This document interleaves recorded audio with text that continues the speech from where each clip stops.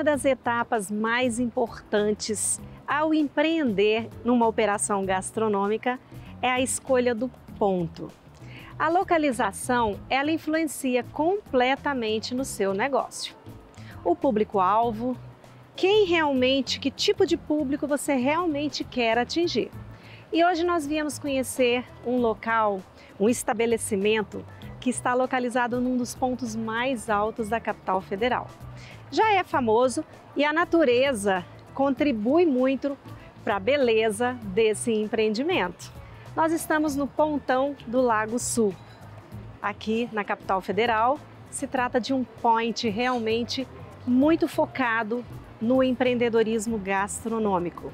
E como o foco do Brasil Cozinha é contar histórias de empreendedores de sucesso, de empreendimentos que fazem diferença na cena gastronômica, nós desembarcamos hoje aqui no Wine Garden, que é uma das operações que tem muito sucesso em Brasília. E eu vou me encontrar com o idealizador desse projeto como um todo, mas antes eu quero mostrar para vocês todos os detalhes que com certeza fazem diferença nessa operação. Vem comigo!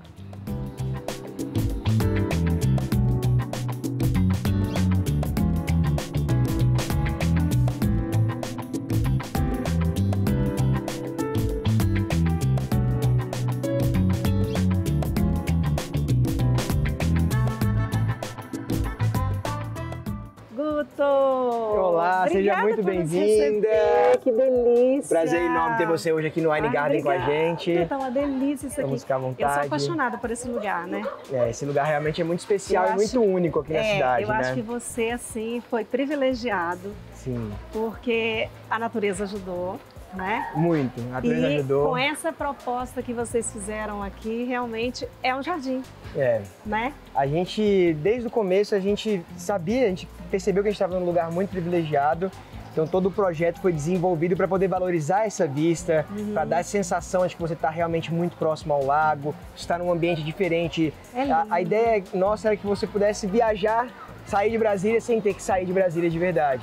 Então esse foi uma dos primeiros conceitos, das primeiras ideias que a gente teve quando a gente começou a montar aqui lá no início de 2019. Mas aí, peraí, aí quando você, a gente está até invertendo, mas assim, quando você pensou em empreender, em criar uma operação gastronômica, essa foi a primeira, não foi? Seu primeiro negócio. Você fazia os eventos de vinho. Não foi meu primeiro negócio, na verdade. Eu já empreendo desde os 19 anos. Mas foi meu primeiro negócio dentro da área de gastronomia. Isso. Então, mas foi a sua primeira operação gastronômica. Foi a primeira operação gastronômica, exatamente. Mas você já estava com isso planejado? Tipo, eu quero abrir um negócio de gastronomia? Não. Não? Não. Então me conta como que surgiu a ideia de empreender na gastronomia e por que esse ponto aqui? A história é curiosa. Eu trabalhava com vinho. Eu tinha uma empresa de vinhos. Eu lembro dos eventos, né, que você fazia de GB Vinhos. E a gente também tinha um clube. As pessoas assinavam e recebiam os vinhos em casa. E eu venho de uma família que trabalha com gastronomia, né? Então, meus pais... Aliás, há muito tempo, né? Eu tenho 32, a empresa dos meus pais tem 30. Então, eu nasci no meio da gastronomia. No meio da cozinha. No meio da cozinha, literalmente, assim. Quase que eu nasci na cozinha, assim, né? Então, pra mim, sempre foi muito natural falar de cozinha, mas falar de cozinha como um negócio também. Como um negócio. Né? Então, apesar de eu não trabalhar com gastronomia naquela época, eu sempre estive envolvido nesse meio. Já tinha gastronomia na veia, né? Correndo no sangue. Eu tentei fugir, mas ela me puxou de volta. E em 2018, um ano antes da gente abrir aqui o Wine Garden... E um ano antes da pandemia, né? 2 anos antes da pandemia. 19? A pandemia foi 20. É 20, Isso. Ai, graças a Deus que eu já até esqueci. Não, graças a Deus. Então, em 2018, eu fui convidado para ser jurado de um concurso de vinhos em Portugal. Ai, que delícia. E em Portugal, fui com minha sócia aqui do Wine Garden, a gente viajando, conhecendo um monte de restaurante, e aí começou a germinar em mim uma vontade de ter restaurante. E eu falei, poxa, eu adoro vinho, é legal, realmente é uma paixão. Vinho é gastronomia? Vinho, com certeza é gastronomia. Vinho é um alimento. Vinho é um alimento, né? Eu sou desse time. Ou seja, você já estava metade do caminho andado. Só que naquele momento faltava uma oportunidade, faltava a gente envelopar toda essa paixão por comida, por beber bem. Envolver com alguma coisa para fechar. E aí aqui começou de uma forma muito inusitada. a gente tinha um container, tinha mandado fazer um container, por isso que vocês olham... Eu vi que ali é container. Isso, hoje em dia não é container, tá? Mas ainda tem cara de container. Mas naquele momento a gente tinha um container, que era literalmente um container que eu tinha usado em um evento. E aí eu soube que o Pontão iria alugar esse espaço aqui onde a gente está, iria possibilitar que a gente fizesse uma locação por 2 meses. E eu falei, puxa... 2 meses? 2 meses. Eu falei, mas eu pensei, eu tenho um container, tá parado. Ele é fácil de deslocar. Eu vou colocar esse container aqui, o ponto é muito especial. Tinham quase 8 anos, ou 6, não lembro exatamente, se eram 6 ou 8 anos, que não tinha uma nova operação sendo aberta no Pontão. Eu falei, é uma oportunidade que eu não posso perder, não posso largar. Então vamos começar do jeito que dá e no meio do caminho a gente vai melhorando. E quem sabe vai ficando, né? Quem sabe, né? A gente colocou, até hoje, a gente já tá com 3 anos de casa, até hoje tem gente que acha que a gente é temporário. Fala, mas vocês estão lá no Pontão ainda? Fala, não estão, a gente agora ficou no Pontão. Agora é fixo. Mas naquele momento a gente não era. Então a gente colocou o container, a gente olhou, a gente ocupava 20% desse espaço. A gente colocou umas mesinhas e a gente falou, o que a gente vai fazer de comida? Cara, a gente não tinha estrutura, a gente não tinha cozinha, a gente tinha um container. Eu falei, vamos colocar pizza, porque pizza a gente precisa de um espaço pequeno. E eu acho que vai dar certo e pizza combina com vinho. É rápido e tal. Combina com vinho, nasceu de uma forma muito despretensiosa. O nome Wine Garden também veio de uma forma muito despretensiosa, porque eu falei, poxa, a gente tá na beira do lago, a gente tá num negócio bonito, vamos fazer um jardim legal. Vinho no jardim, vamos tomar vinho ali no jardim. Eu sempre imaginei o vinho de uma forma desburocratizada. Simples. E você vai para fora do Brasil, principalmente para a Europa, onde a cultura do vinho ela já é milenar. Já é totalmente incorporada em tudo, né? Exato, é diferente do Brasil, que a gente agora está realmente começando a entender o que é vinho. E eu morei na Europa uma época e eu vi o vinho sendo bebido você senta no chão, na grama, estende uma toalhinha. Totalmente sem glamour, sem nada, num copo de... Lá não tem requeijão, mas um copo tipo requeijão. E eu falei, poxa, eu quero trazer essa vibe, vamos falar essa palavra, né? Mas esse espírito pra cá. E aí surgiu, a gente envelopou tudo isso num projetinho simples, né? Eu acho que quando você está empreendendo, a gente tende a achar que a gente precisa fazer muito, a gente precisa crescer, nascer grande. E às vezes não. Às vezes não, 90% das vezes não.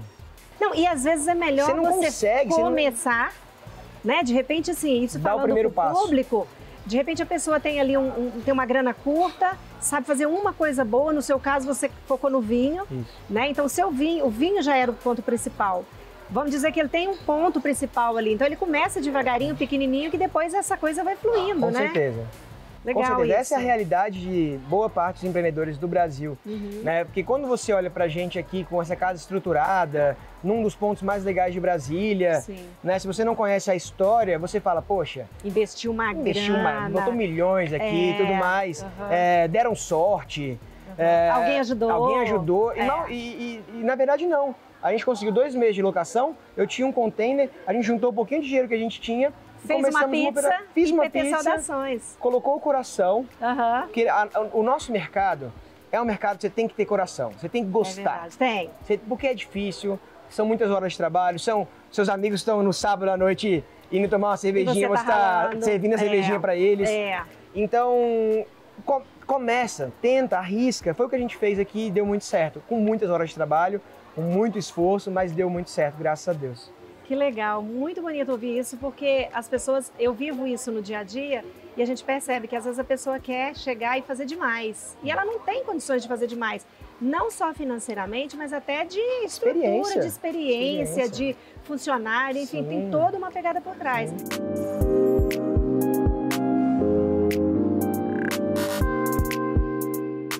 Aí vamos falar da arquitetura, que você já entrou na história do container, que antes era só aquele container. Mas hoje, toda vez que eu venho aqui, eu realmente adoro. Eu acho que é um ambiente assim que ele te acolhe, né? Ele é um ambiente que realmente te abraça, é aquele ambiente que, apesar de altamente lindo, ele é totalmente despretensioso, ele é gostoso, é como se você estivesse no jardim da sua casa, da casa da vovó, sei lá, alguma coisa nesse sentido assim. Aí, depois dessa etapa do container, aí vocês foram reestruturar para poder envolver tudo isso que tem aqui hoje, porque ficou grande. Sim. Hoje você tem muitos lugares, enfim, é bem... Isso você está vendo já um projeto, a gente já passou por 4 obras aqui.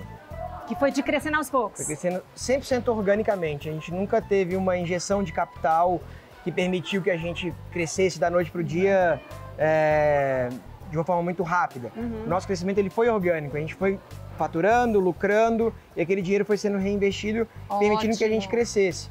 Até porque durante um tempo a gente ainda tinha uma relação de evento temporário, então a gente ficava sempre com receio de investir, de crescer. Então a gente foi investindo realmente aos poucos. E você ainda teve a pandemia no meio, né? Então, aí foi a parte que foi emocionante mesmo. Porque quando a gente estava com 1 ano de operação, que a gente falou, poxa, agora esse é nosso ano, 2020, a gente vai arrebentar. A gente tinha conseguido juntar um pouco de dinheiro, a gente queria fazer essa reforma aqui em 2020, e aí de repente começa a pandemia. E quando começou a pandemia, a gente estava com uma estrutura muito pequena ainda, nossa cozinha era 1/10 dessa cozinha. Pequena. Bem pequena, era bem pequena, era desesperadoramente pequena. A gente está num lugar que para delivery não é o lugar ideal, porque a gente está no nosso raio de entrega aqui. 7 quilômetros, cara, é lago. lago. Vai pegar lago. Boa parte dele é lago, ou a densidade demográfica aqui é muito baixa. Não, e residências aqui do lado não é bem o perfil de fast food, né? Até é, mas a densidade demográfica é muito baixa. Então, em um lugar que em São Paulo, por exemplo, teriam 10 mil habitantes, aqui é casa. 500. Então, a nossa oportunidade de venda é muito... Entendi. E, de repente, a gente começou com todos os restaurantes precisando vender para poucas pessoas. E a gente num raio ruim. E a gente nunca tinha feito delivery. Então, foi um momento muito duro na nossa vida, assim, que a gente pensou várias vezes em desistir. A gente falou, cara, não vai dar, não sei quanto tempo vai durar isso. Temos que pegar empréstimo em banco para poder manter a estrutura rodando. Eu inventei de virar pizzaiolo, que eu falei, agora eu quero fazer uma pizza, eu quero aprender a fazer massa para nossa pizza pelo menos ser boa. Aprendi no YouTube a fazer pizza, inclusive. Mentira! Juro. E aí... Mas foram 5, 6 meses muito duros. Muito duros. Imagina. Mas depois que a gente sobreviveu a esses 5, 6 meses que foram de provação, a gente falou, cara, a gente tá pronto para enfrentar qualquer outra coisa.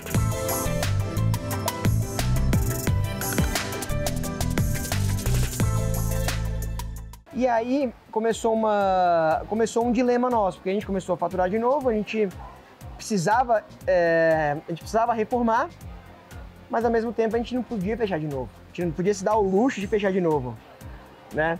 Então a gente literalmente trocou o pneu do carro andando.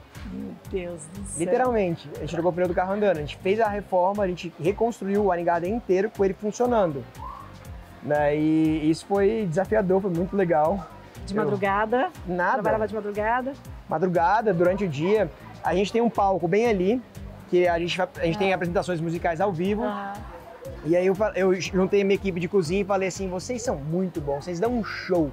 Ele, Guto, obrigado, né? Eu falei, não, mas vocês dão um show mesmo. Eu falei, sério, mas por quê? Porque vocês vão trabalhar no palco. Coloquei um piso, botei cheio de octanorme, simplifiquei o cardápio, a gente saiu 3, 4 pratos só, montei a cozinha lá e comecei a reformar essa. Sem fechar a casa. Então o Wine Garden sempre foi aos poucos, sempre foi uma coisa que a gente foi colocando tijolinho por tijolinho, tijolinho por tijolinho, até chegar nessa formatação que a gente tem hoje. Olha, isso é uma história muito, muito bonita e muito inspiradora. Por quê? Mesmo ele vindo de uma família que já trabalha com gastronomia, ele é um empreendedor totalmente à parte da família dele. Ele, jovem, inclusive, mais ou menos. Jovem, e que tem essa veia empreendedora, e percebam que ele não perdeu em nenhum momento dessa trajetória aí nenhuma oportunidade mesmo. Por quê? Quando ele fala para mim, né, eles tinham acabado de voltar da pandemia, que foi super difícil para todo mundo, ele teria que parar para ampliar, ele não parou. Então, assim, é você tentar fazer a coisa acontecer da melhor forma possível e não desistir no meio do caminho ou parar a operação, que você já está tendo custo, você vai ter custo dessa reforma, para poder dar continuidade. Então a visão dele e do sócio, que eu acho que a gente vai falar sobre isso daqui a pouquinho, é muito, muito interessante e é inspiradora. Então fica a dica para quem precisa reformar, por exemplo, né? De tentar estruturar de uma outra forma, diminua cardápio, faz alguma ação que realmente vai fazer acontecer que você ainda vai continuar tendo lucro, tendo o teu faturamento para poder investir numa reforma. Né? Reforma, ela é uma decisão que você tem que tomar pensando em vários fatores. Né? Primeiro, por que você vai reformar? Você vai reformar por um luxo, por uma necessidade? Você vai reformar porque você está com um problema estrutural dentro da sua operação? Ou porque você está ampliando, né? Ou porque você está ampliando. Mas aí, quanto que essa reforma ela vai te gerar de lucro? Quanto você projeta que essa reforma vai te gerar de lucro, né? Eu lembro que uma vez a gente estava num outro negócio, a gente estava num dilema se a gente reformava ou se a gente pegava aquele dinheiro porque a gente não estava satisfeito com a estética. Mas a gente falou, tá, o dinheiro que eu vou reformar, ele vai me gerar capital suficiente ou essa estética ela vai continuar vendendo e eu pego esse dinheiro e abro uma segunda unidade. Boa. Que vai trazer um capital completamente novo. Boa. Porque aqui talvez eu aumentasse e mudasse a estética 5, 10, 15% de faturamento. Aqui eu vou trazer um faturamento completamente novo. Então a conta da reforma de um restaurante, ela tem que ser... Ela passa, lógico, ela passa por estética, mas ela tem que tirar um pouquinho o coração, às vezes, a vontade só. Porque a gente é perfeito. Muitos de nós, restaurantes, né? Somos perfeccionistas, queremos fazer o mais bonito possível, mas não necessariamente o mais bonito possível vai te vender muito mais. Vai aumentar o teu ticket médio e... Então, às vezes sim, às vezes essa reforma vai mudar o seu conceito. Que é o caso daqui. Que foi o caso daqui. Você precisava ampliar porque você já era pequeno. Eu precisava ampliar porque eu tinha um problema de cozinha. Minha cozinha não conseguia dar conta de 150 lugares com giro de 2 vezes na noite. Eu precisava colocar essa cobertura porque chove em Brasília. Eu precisava fazer uma série de coisas que iam me propiciar aumentar meu faturamento consideravelmente. Sim. Então é um investimento. A reforma tem que sempre ser vista com ar de investimento. Ótimo. Não com ar de alimentar o ego para ficar mais bonito ou menos, enfim. Então, eu pelo menos tendo a olhar sempre assim.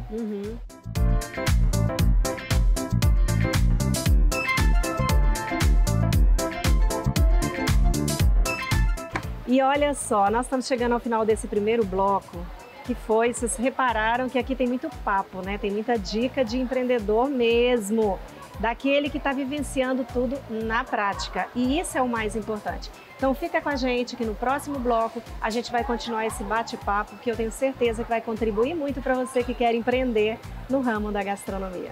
Vamos nessa.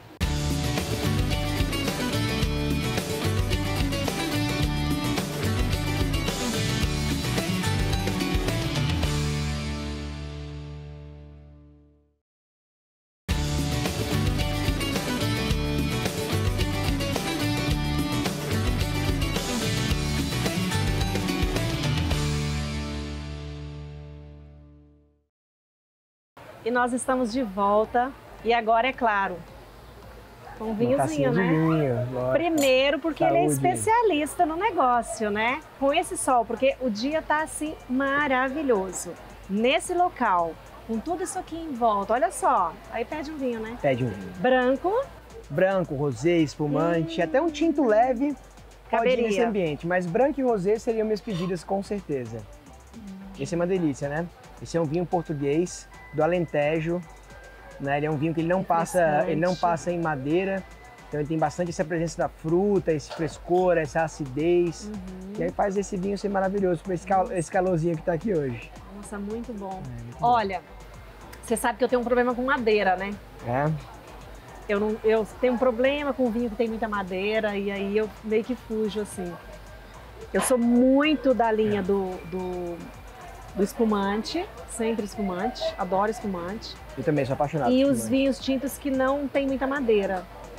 Que a gente passou uma moda, né? A gente passou uma moda aqui no Brasil, na América do Sul, de vinhos com muita madeira, né? Então você vinha, principalmente da Argentina, vinham vinhos com 12, 18, 24 meses de barrica de carvalho, e acaba que a barrica de carvalho, de certa forma, ela mascara o vinho. Não estou falando que todos os vinhos têm barrica, são mascarados, mas muitas vezes o enólogo ele acaba exagerando na madeira, talvez para disfarçar alguma coisa na uva. Entendi. E isso caiu no paladar, mas o paladar brasileiro vem mudando, né? Ele vem mudando para entender que o vinho delicado combina mais com o nosso clima, principalmente, né? Um vinho delicado que eu falo é um vinho como esse, com mais frescor, com mais acidez. Mais mineral, com mais bebibilidade, vamos falar assim, né? Que a gente consegue beber 1 ou 2 garrafas desse vinho, né? Então, muito legal. É isso. Agora, eu te conheci muito dessa área do vinho. Sim. E então, voltando um pouquinho, como que você entrou no mundo do vinho? Porque, tipo assim, você vem de uma família de gastronomia, mas você começou dentro da gastronomia nessa área do vinho. Por quê e como que foi isso? Eu brinco que assim, minha mãe é chefe de cozinha, minhas duas irmãs são chefes de cozinha. Meu pai não é chefe de cozinha, mas cozinha excepcionalmente bem. Aí alguém precisava beber, né? Alguém precisava abrir o vinho, aí sobrou pra mim essa função. Então, brincadeira à parte, eu sempre fui apaixonado por história, por geografia e por conhecer a história de estudar, mas conhecer a história do local, das pessoas, de quem está envolvido nisso. E o vinho junta essas duas coisas, né? Junta história, junta geografia, junta viagem, junta gastronomia. Então, desde muito cedo eu via meu pai principalmente, bebendo vinho, os amigos dele. Meu pai foi percussor nesse mercado de grandes vinhos no Brasil. E eu, até um pouco antes de poder beber, eu já estava envolvido, não bebendo, mas observando isso. Então, sempre foi uma paixão. Eu comecei o curso de sommelier em paralelo à faculdade, como hobby. Eu nunca imaginei que eu fosse trabalhar com isso. Eu fiz administração de empresas, mas eu falei, eu vou fazer o curso de sommelier porque eu acho que é uma habilidade e é um conhecimento que nunca vai me atrapalhar. Pelo contrário, sempre vai me ajudar. Se você não for empreender com isso, você leva para a tua vida. Vai me ajudar, para minha vida e por tudo mais, e porque era um tipo de conhecimento que eu gostaria de desenvolver. E eu acho que o empreendedor, e o empreendedor de gastronomia principalmente, ele precisa ser curioso. Precisa. Você precisa se permitir fazer coisas diferentes, sair da zona de conforto, né? E comer formiga. Comer formiga. Mas assim, brincadeira à parte, ir numa exposição de arte. Sim. Ir viajar para um país diferente ou para uma cidade diferente, conhecer a cultura. A comida de rua, tudo isso, né? A bebida. Porque no final as coisas local, se juntam, né? Se e aí juntam é onde em de repente ideias. você tem uma ideia. Foi onde surgiu aqui o Wine Garden, foi disso. Então foi das viagens que eu fiz, do amor pelo vinho, de eu observar que as pessoas bebiam vinho diferente, de formas diferentes daqui do Brasil, né? E aí a gente acabou juntando tudo isso numa ideia, num projeto e deu... Mas peraí, aí você começou a montar os eventos de vinho, evento específico de vinho, não foi isso? Também foi a mesma coisa, eu via fora do Brasil, também, né, repetindo o que eu falei, as pessoas bebendo vinho fora do restaurante, fora desse ambiente sisudo, né? E eu falei, puxa, e se a gente criar uma festa aonde vai ter show, vai ter balada, vai ter música, banda e tudo mais. Mas vai ter o vinho. Só vinho. Não vai ter whisky, vodka, cerveja, não vai ter nada, vai ter vinho. Isso. E a gente vai harmonizar o vinho com a música ainda. Porque harmoniza esse vinho com comida. Mas e por que não com música? Né? E aí começou a história da Wine and Music. A gente fez 7 edições, foi um grande sucesso. Né? Essa questão de harmonizar vinho e música, eu lembro que na primeira peça, cara, Guto, como que faz isso? Como que harmoniza vinho com música? Eu pensei, eu não faço a menor ideia, mas vamos tentar, né? Aí eu peguei e comecei a estudar sobre alguns vinhos legais que a gente ia servir e eu me deparei com um vinho que era o Catarina, que é um vinho sul-africano. E eu comecei a entender a história desse por que Catarina. Aí Catarina foi uma mulher que chegou em 1700 na África do Sul.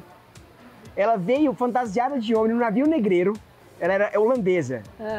Foi para a África do Sul, montou uma vinícola, casou 5 vezes.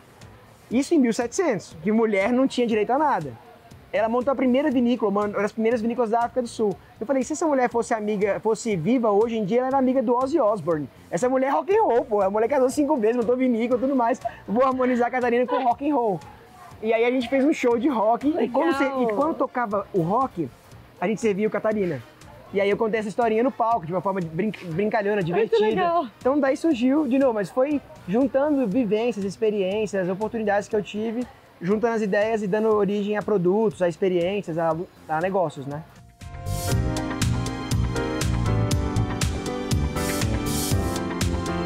Mais uma vez a gente está falando de fazer diferente, né? Isso em todos os programas a gente fala, que você não pode vender comida. Você tem que entregar uma experiência. E isso que ele falou aqui, na época do Wine Music, ele entregava uma experiência que ninguém fazia. Então isso faz toda a diferença na hora de empreender. Com certeza. Aí você vem parar numa estrutura onde você realmente precisa de uma equipe grande, relativamente grande, uma equipe fixa, porque é diferente dos eventos. Os eventos é muito interessante porque você chama para aquele evento e acabou, né?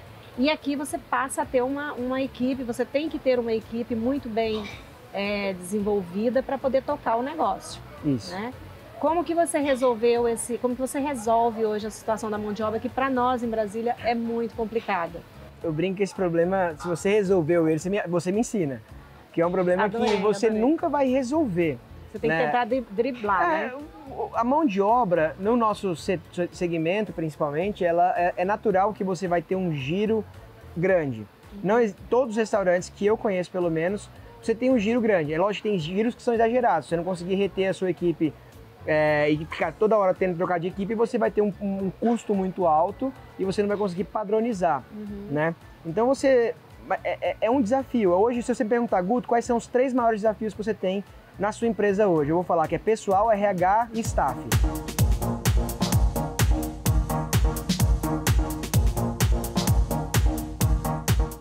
É muito interessante. Aqui em Brasília, se você olhar, botar 15 anos para trás, não tinha uma faculdade de gastronomia em Brasília. Abriu uma faculdade de gastronomia em Brasília. Hoje tem mais de umas. Hoje investiu. Mas essa faculdade de gastronomia, todos os principais chefes de Brasília passaram por ela. Todos. Os principais chefes de Brasília, fora os que eram mais antigos, passaram por ela. Então, olha o poder que uma faculdade tem de modificar a realidade de uma cidade. Sim. Né? Se você vai pro sul, para Santa Catarina, onde está proliferando uma série de hotéis, ali na Serra Gaúcha e Serra Catarinense, você tem a faculdade de enologia e hotelaria. Hoje, Brasília não tem uma faculdade de hotelaria que forma maître, que forma hospitalidade, vamos falar assim, que vai além de comida, de cozinhar. É um conjunto. Então, a indústria precisa andar com a parte também educacional, né? Com a academia. Hoje, Brasília tem muita oferta de indústria, Brasília é um polo turístico, Brasília é uma potência de serviços, mas ainda falta academia, ainda falta formação. Né? Inclusive, isso é uma belíssima oportunidade de empreender, de você criar escolas e criar produtos para poder gerar essa mão de obra, né?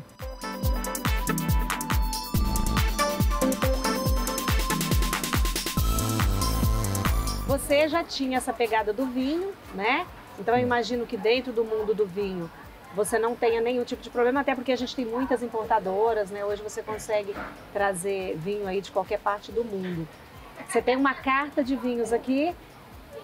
Me fala um pouquinho dos rótulos e me fala depois sobre os fornecedores, não só de vinho, mas de como você estruturou os seus fornecedores, se você tem problema com o fornecedor, como é que você enfrenta isso, se você trabalha com sazonalidade, como que você faz. Eu não vi o teu cardápio ainda, mas assim, se você tem alguma pegada, por exemplo, de valorização do cerrado, sei lá, alguma coisa que traga para o cerrado, ou como que foi criado isso? Falando primeiro do vinho, realmente foi natural que a gente tivesse facilidade para começar com vinhos muito legais, porque eu já vinha dessa indústria, né? Mas eu sempre tento olhar para o fornecedor não só como uma prateleira que eu vou ali, pego um produto ou faço um leilão de preço e vou comprar, eu compro hoje de você, eu compro amanhã dela e amanhã de outra pessoa. Eu sempre tento olhar aos principais fornecedores nossos como parceiros. É uma troca. Né? É uma troca onde a gente precisa confiar no nosso fornecedor para ele não falhar com a entrega, a gente precisa valorizar o produto dele, principalmente quando você está falando de produtos de alto nível. Então você está falando de uma proteína de alto nível, de uma carne, de boi, de suína. A gente tem fornecedores que a gente realmente veste a camisa, inclusive colocando no cardápio. A carne é de tal fornecedor. Né? A farinha de tal fornecedor. A qualidade, principalmente. Exatamente. Né? E aí esse valor que às vezes é um pouco maior do que o do fulano ou do cicrano, a gente consegue repassar para o cliente porque a gente está contando uma história, a gente está colocando um produto melhor. Então a gente acredita muito em parceria, a gente acredita muito em ter marcas que vestem a nossa camisa e a gente veste a camisa deles e isso gera um ciclo positivo onde a gente cresce, eles investem, a gente investe, isso gera retorno.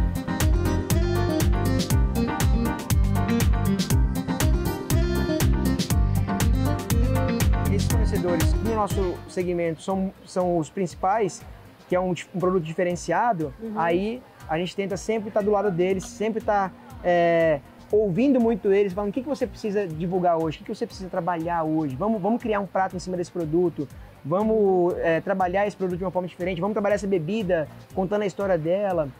E aí acaba que a gente, quando os fornecedores pensam em algum lugar para lançar uma novidade, eles pensam na gente também. Legal, né? Legal. Estratégia, então, né? Essa é a nossa política aqui, pelo menos. E com isso, você ainda, além de ter essa parceria com o fornecedor, de trazer um produto novo, você automaticamente sai na frente com um marketing, uma publicidade. Sempre. Você lança um prato novo, lança uma coisa, uma pegada diferente. Eu acho assim, o restaurante, ele... Vamos falar na indústria da cerveja, falar até um pouquinho saindo do vinho. A gente, o volume não é no restaurante, o volume é no mercado. Mas se no restaurante bom tem aquela cerveja, ela tá servida do jeito certo, ela tá geladinha, ela tá num balde bonito, vai refletir na venda do mercado. Sim. Então, pensando nisso, a gente traz a indústria pra perto da gente. Fala, indústria, vamos investir num balde legal, vamos investir numa geladeira, vamos dar treinamento para nossa brigada, para ela poder falar da melhor forma possível desse produto. Então, ganha a gente, ganha o cliente e ganha a indústria também.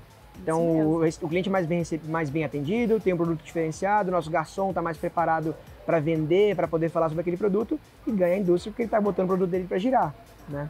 Então, de novo, parceria. Apostar na parceria, seja com o fornecedor. Eu acho que parceria é bom em qualquer situação. Sempre.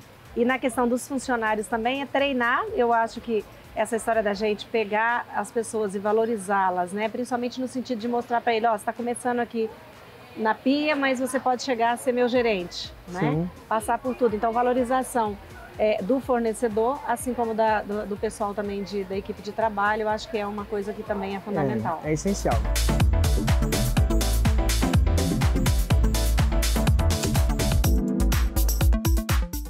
Marketing é... O que você vê hoje com relação a esse boom das redes sociais? Vocês atuam? Qual que é a estratégia do Wine Garden para fazer isso sair da forma como sai? Legal. Todo mundo tem uma ferramenta de marketing na mão hoje, que é o celular, né? Só que ao mesmo tempo que todo mundo tem, cada vez mais difícil você ser relevante na rede social. Justamente muda por todo segundo, mundo tá. Né? Então a gente usa muito a rede social. A gente trouxe para dentro da casa, a gente não trabalha com agência. A gente tem agência para algumas tarefas específicas que são muito especializadas. Então, criação de alguma coisa. Não, impulsionamento principalmente, compra de tráfego. Hoje não existe quem está na internet e não está comprando tráfego, está deixando de ganhar dinheiro. Então, a gente compra tráfego, é extremamente necessário comprar tráfego. Só que é muito difícil você ter um gestor de tráfego interno, porque essa pessoa ela é muito cara, então não comporta dentro da estrutura de um restaurante para fazer ter um gestor de tráfego.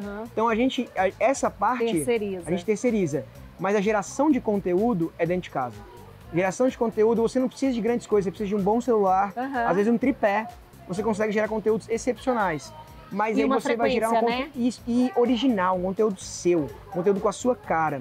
Isso muda muito o jogo.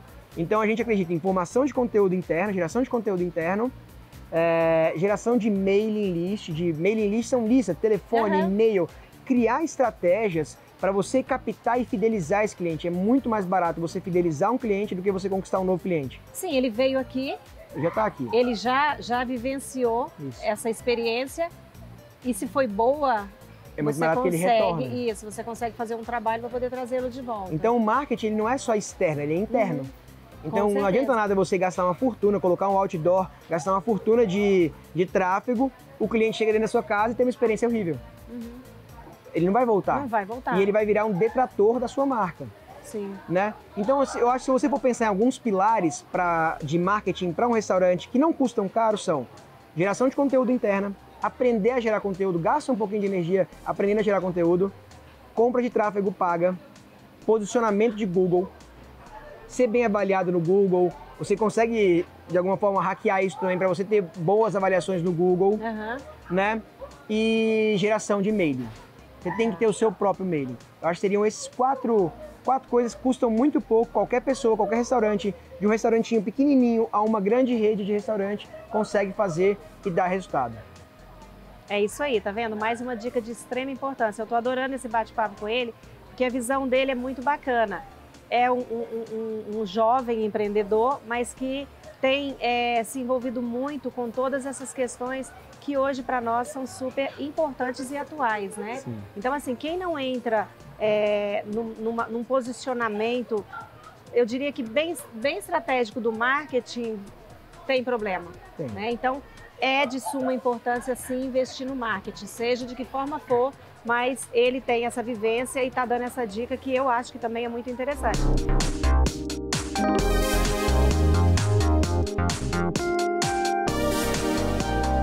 Como que você pode fazer o seu cliente dentro da loja gerar conteúdos gratuitos para você. Às vezes uma louça, um prato mais bonito. Espaços instagramáveis. Espaços instagramáveis. Isso já está um pouco batido demais, mas uma louça bonita. Mas o seu espaço acaba que ele é naturalmente instagramável. Então, assim, durante o período que a gente está aqui, eu já vi várias pessoas fazendo foto, mesmo sem estar aqui dentro. Então ele já chega aqui, já está fazendo uma foto, está fazendo um videozinho, então ele naturalmente já é instagramável, né? Porque a gente está num lugar muito privilegiado. Sim, a gente está num lugar que ele naturalmente vai ser instagramável, sem que você precise fazer grandes coisas, botar um neon, um balancinho, um balanço. Isso daí eu acho que já está um pouco demodê. Mas o nosso lugar é bonito, mas a gente consegue, mesmo que eu não estivesse nesse lugar, você consegue bolar estratégias para poder a pessoa, pensando como cliente, falar, cara, às vezes uma luz legal, meu restaurante é escuro, tudo bem, compra às vezes e instrui o garçom a tirar uma foto. Treine o seu garçom a como tirar a foto bonita das pessoas que estão na mesa, porque se a foto tá bonita, ela vai postar. Se a foto tá feia, ela não vai postar. É verdade. Então, são pequenas coisas, mas que se você não tá olhando para isso hoje, você tá deixando uma oportunidade de gerar mídia gratuita e relevante na mesa. Verdade. Então a gente pensa muito nisso, né? Hoje em dia é desafiador, não é fácil, né? Principalmente para quem já tá nesse mercado há mais tempo, que começou antes da rede social, é mais difícil, mas não é impossível. Você consegue pensar em pequenas estratégias que vão fazer a diferença lá na frente.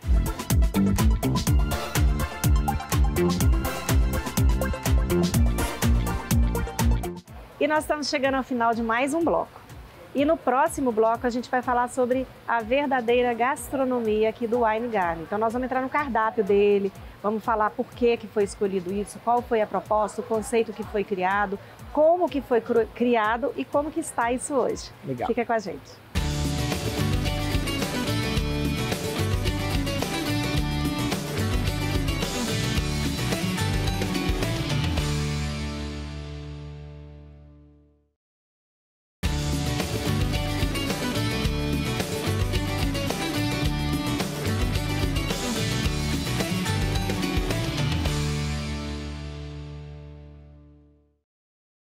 E estamos de volta num momento super gostoso, que é aquele momento onde a gente vai falar sobre o cardápio, sobre as produções que são feitas aqui na casa e que eu tenho certeza que vai inspirar muita gente, porque é uma história muito interessante e que foge completamente do que é construído em todas as operações gastronômicas. E ele vai contar pra gente sobre isso. Mas, antes, você me falou lá na frente que tudo começou com pizza. E vai acabar com pizza também, né? Tem pizza, tem pizza. Então eu quero provar essa pizza. Vamos trazer. A gente vai começar provando uma pizza que foi a nossa primeira pizza criada, que é a pizza de salame italiano. A gente tem duas pizzas desde aquela época que até hoje fazem muito sucesso. Foram criações nossas, que é a nossa pizza de salame italiano, que a gente trouxe, por favor, para substituir a pizza de calabresa. A gente não queria fazer uma pizza de calabresa, então a gente trouxe o salame italiano, que ele tem um paladar um pouco menos de gordura do que a calabresa, e foi um grande sucesso. E a gente tem a pizza de abobrinha com queijo brie e um azeite trufado. Essa também é espetacular e é uma das pizzas que a gente mais vende até hoje. Eu quero provar ela também. Legal. Tá vendo? E aí essa massa bonitona que vocês estão vendo aqui lindo. Hoje, a gente fala que a massa ela tem que ter essa aparência de tigre, né? Com as bolinhas, isso é o oxigênio saindo. Ela não foi sempre assim. A gente começou com uma pizza... Essa é a massa que você aprendeu no Google? Eu aprendi no Google e nosso pizzaiolo melhorou, né? Vamos servir? Vou te servir. Você viu que eu lembro de tudo, né? Sim. Tá tudo gravado ali, inclusive. Não tem como fugir, né? Do que Mas falou. olha só, vocês vão perceber, enquanto a gente vai conversando aqui, eu já entrei lá na cozinha e participei de tudo. Já fui pro fogão com o chefe, fui fazer sobremesa, já fiz uma bagunça lá dentro. Então vocês vão ver nas imagens de apoio aí que tem toda uma estrutura de um cardápio super bacana, super bem composto, com uma variedade imensa.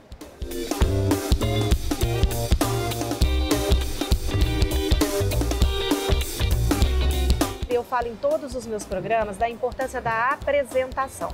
Eu acho que para mim, eu vou continuar batendo nisso para vocês, sempre. A apresentação é tudo. Eu não sei se essa pizza tá gostosa, mas o fato dela ter chegado aqui da forma como chegou, não só fresca, né? Ela tá linda, essa massa bonita, o recheio. E nessa peça, Já me conquistou. Já mudou, né? Não, e não é isso? Eu acho que comida é um namoro, não é? Com certeza. O primeiro contato, aquela primeira coisa do impactar, assim, é o que aguça o teu paladar. Pode não estar gostosa, a gente não sabe ainda, mas por enquanto eu tenho que achar isso bonito. A boa gastronomia, ela é uma experiência de sinestesia. Sinestesia é a fusão dos sentidos. Nossa, que palavra bonita, gente. Né? Sinestesia. Então, é a fusão dos sentidos. Você come não só com a boca, né? Assim, você mastiga e engole com a boca, mas o paladar, inclusive, está muito menos na boca, ela tá muito mais no olfato do que nas papilas gustativas. Então, a comida precisa cheirar bem. Você começa a experiência de comer com os olhos. Então, se você traz um prato que a apresentação não está adequada, não está bacana, você primeiro não surpreendeu o cliente, perdeu a oportunidade de uma mídia espontânea com uma foto na rede social e você já começou perdendo pontos. Então você tem que pensar em toda a jornada, da hora que a pizza, no caso, ou o prato sai da boqueta, a hora que ele chega na mesa e quando o cliente vai começar a comer. Então temperatura conta muito também, né? Então a comida tem que chegar quente na mesa. Com certeza. Tá gostosa? Vamos lá, bom. falei, que essa vez tá boa a pizza, né? Tá muito bom. né? A massa, essa massa é muito legal. É. Não, e essa crocância, e sabe em que tipo de forno? A gente não tem espaço para um forno a lenha aqui na nossa estrutura. Então a gente pesquisou muito e a gente achou um forno americano que chama Oni, que ele simula a temperatura de um forno a lenha, que a grande dificuldade é você conseguir chegar nos 400 graus, que é a temperatura mística aí do forno a lenha, né? Então a gente tem uma pedra embaixo, tem a temperatura e a gente consegue fazer a crocância e fazer a massa dar esse salto, né?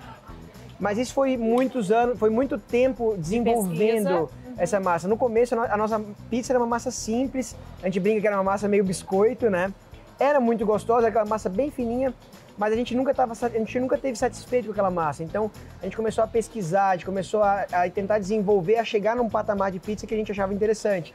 E a gente achou na pizza napolitana a nossa grande referência. Sim. Né? Você tem a pizza americana, você tem aquela pizza fininha, você tem a pizza de Chicago, você tem vários estilos de pizza no mundo. A napolitana é essa pizza que a gente fala que é a massa de fermentação longa. Então a nossa massa ela fica 48 horas fermentando para conseguir dar esse salto, né, e essa massa leve.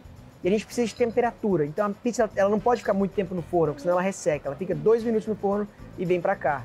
Mas foi um trabalho de pesquisa e desenvolvimento que testando, deu né? Vai resultado. Até chegar. A vantagem é que a gente comeu muita pizza, né?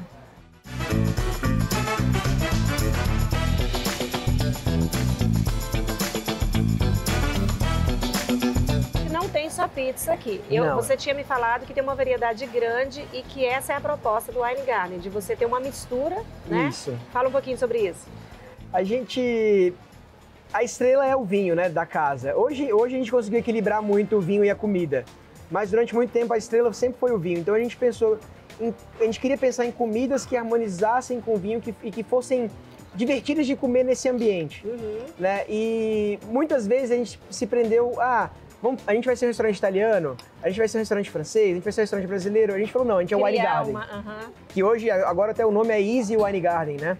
Mas a gente vai ser o Wine Garden. Então, a nossa comida, ela é livre de uma região, ela não é presa a nenhum tipo de estereótipo, né? A gente tem comida mexicana, a gente tem pizza, a gente tem fish and chips, que é um prato típico da Inglaterra. Comida de rua da Inglaterra. Né? Mas todas essas comidas são divertidas e gostosas de comer nesse ambiente. Você pode comer com a mão, você pode compartilhar, vai harmonizar com algum determinado tipo de vinho, né? Então vai com um pouco essa nossa experiência. Foi aos poucos, porque no começo... Começou com a pizza, sim, mas depois pizza, tábua de frios, mas sempre que a gente foi buscando essas novidades, né? Então a gente pegando referência de coisas legais e trazendo pra cá, né? E você viu que funcionou bem. Funcionou bem. Tem um desafio que é a gente, com tantas coisas diferentes, como que a gente consegue construir um cardápio que seja financeiramente viável, né?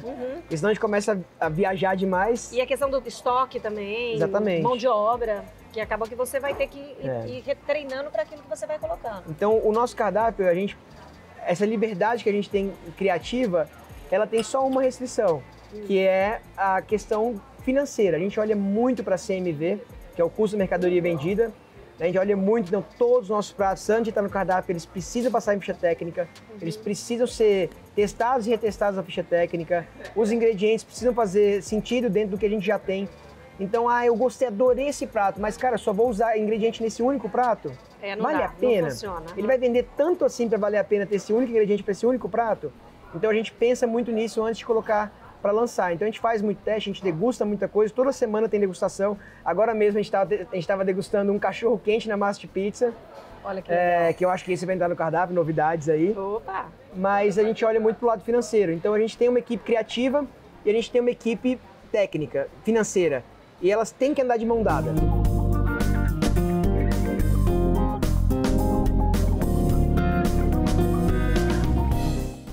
Isso é muito importante a gente falar e é outra coisa que a gente pega muito em todos os programas, que é a importância da ficha técnica e da formatação do cardápio. Traduzindo isso tudo que ele falou, é muito importante. Você pode até ter uma variedade grande no teu cardápio, mas desde que você esteja fazendo um cruzamento dos ingredientes. Por quê?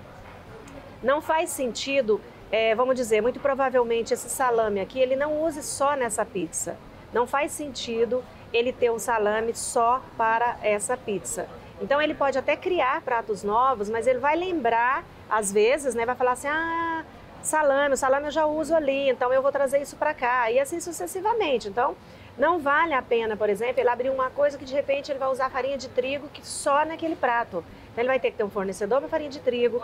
A gente não trabalha, nós que estamos em operações gastronômicas, a gente não trabalha de comprar farinha de trigo ali no supermercado. Não é isso. Então tudo que a gente pede vem dos atacadistas e geralmente coisa grande, né? Pacotes fardos e tal, não sei o quê. Então não faz sentido você não ter esse cruzamento de ingredientes, porque senão você vai furar, no final das contas fura. Vai comprar um item só para aquele prato ali que você nem sabe se vai vender tanto. E no final das contas a gente chama gastronomia, mas a gente está aqui para fazer dinheiro também. É lógico que Senão a gente cozinhava em casa com nossos amigos. Sim. Né? Então o CMV...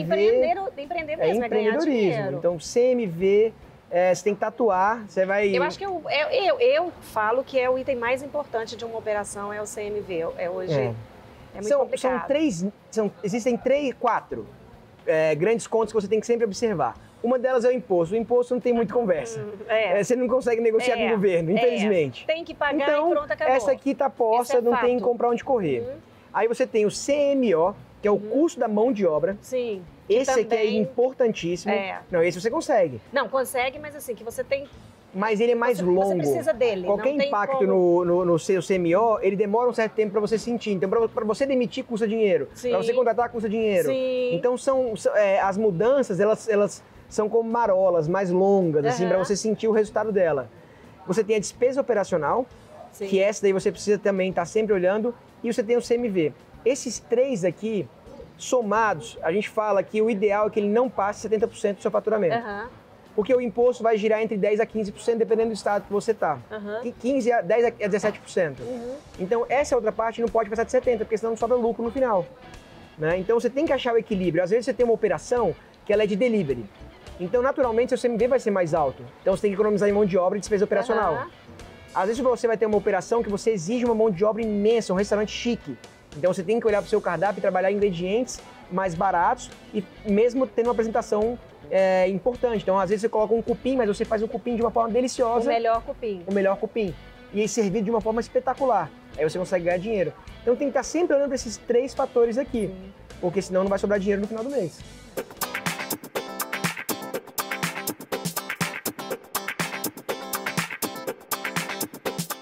A gente já está quase chegando ao final do nosso programa. E eu queria que você deixasse um recado para quem está nos assistindo. Você tem realmente essa pegada do empreendedorismo nas veias, né? E eu queria que você falasse para eles, você acabou de dar uma dica importante aí, mas o que hoje é imprescindível para quem sonha em empreender na gastronomia, quem está no papel, vamos dizer assim, né? O que seria aquela dica de ouro realmente para a gente fechar? Eu acho que são várias coisas que você tem que observar. Uma coisa muito importante em relação ao produto. Entenda se o seu produto faz sentido para aquele lugar que você está abrindo, se tem demanda para aquele produto, se não é você que gosta demais daquele produto. Porque às vezes você empreende para você e você não empreende nunca para você, você tem que empreender para o seu público. Então você tem que pensar, gastar energia e tirar um pouco o ego de lado para falar assim, esse produto que eu quero desenvolver cabe nesse lugar? Tem demanda para isso? Então essa é uma pergunta que você precisa responder antes de começar a empreender na gastronomia. E às vezes fazer determinadas pequenas modificações para que essa resposta seja sim. E a outra coisa é, se você for uma pessoa da cozinha, principalmente, que é a grande maioria dos empreendedores da gastronomia são da cozinha. São os próprios chefes, né? Olha para a administração, ou traga um sócio que entende administração, porque cada vez mais o nosso negócio é desafiador. As margens são mais apertadas do que já foram, a concorrência é imensa. Então, se você não olhar para os números, se você não tiver interesse nisso, você está fadado ao fracasso. É isso aí, é verdade. Muito bem. Olha, que história linda, né? Eu acho que o programa foi realmente, além de recheado de cores, texturas, aromas e muitos sabores que vocês vão ver em todos os takes que a gente pegou aí, ele trouxe pra gente realmente muitas dicas importantes, muitas dicas de sucesso. E estamos aqui. Tudo isso que a gente falou, vocês assistem no Brasil Cozinha. O Brasil Cozinha é exatamente isso. Trazer histórias inspiradoras e de sucesso para você que quer empreender no ramo da gastronomia. E tudo você assiste aqui no canal Empreender. Porque assistir já é um bom negócio. Opa! Obrigada! Saúde. Obrigada!